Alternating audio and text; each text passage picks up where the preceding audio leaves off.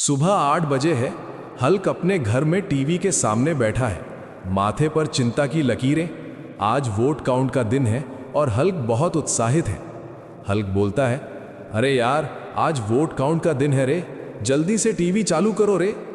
TV पर दिखता है कि ओवैसी का वोट काउंट शुरू हो गया है। हल्क की आंखें स्क्रीन पर टिकी हैं। सुबह 8 बजे से ही वोट गिने जा रहे हैं, सब मिलकर दुआ करो रे। हल्क दोस्तों से कहता है, दोस्तों, ओवैसी के लिए दुआ करो रे, जीतना चाहिए रे।